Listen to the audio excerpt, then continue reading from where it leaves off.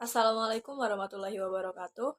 Yang terhormat kepada dosen mata kuliah Bahasa Indonesia yaitu Ibu Widya Nurjana, MPD. Sebelumnya perkenalkan nama saya Kania Raheni dari PT IKA 2C. Di sini saya akan mempresentasikan daripada tugas yang diberikan mengenai diksi. Langsung saja ke pembahasan materinya. Yang pertama yaitu pengertian diksi. Diksi adalah pilihan kata di dalam tulisan yang digunakan untuk menggambarkan sebuah cerita atau memberi makna sesuai dengan keinginan penulis. Tapi diksi tidak hanya terbatas pada pemilihan kata saja, melainkan juga untuk mengungkapkan gagasan atau menceritakan peristiwa. Nah, diksi juga meliputi persoalan gaya bahasa, ungkapan-ungkapan, dan sebagainya. Hal inilah yang akan membantu lawan bicara atau pembaca lebih mudah memahami pesan yang disampaikan. Pemilihan diksi pun sangat berguna dalam penulisan karya tulis seperti puisi, novel, laporan, dan lainnya.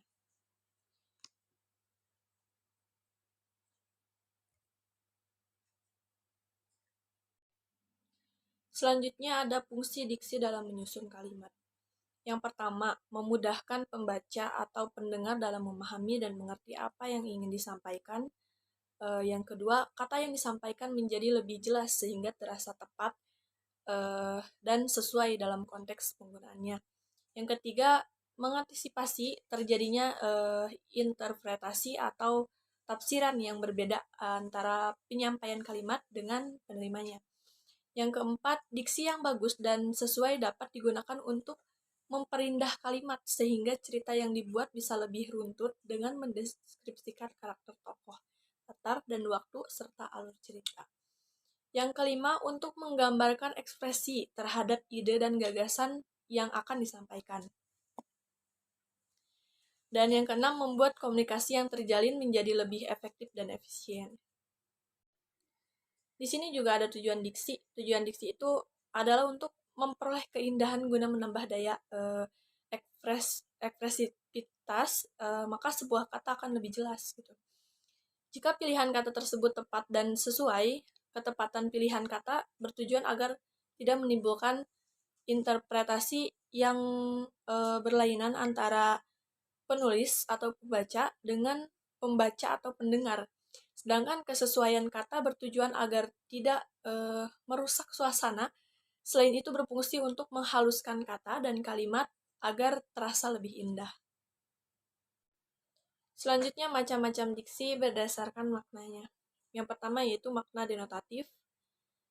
Yang dimaksud denotatif ini makna yang sebenarnya dari suatu kata atau kalimat. Contohnya seperti ini, misal Ramdan sering kerja keras untuk mendapatkan penghasilan yang lebih baik.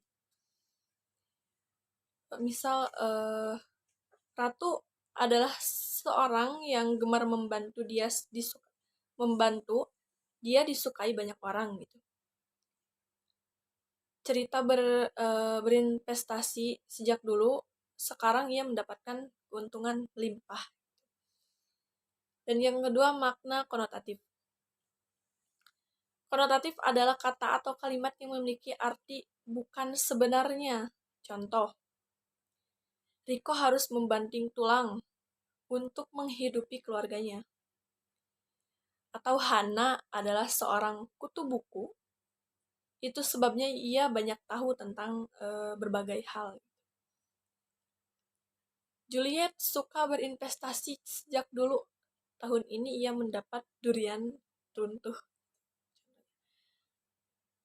Ya, seperti itu contohnya. Selanjutnya ada persyaratan dalam ketepatan diksi.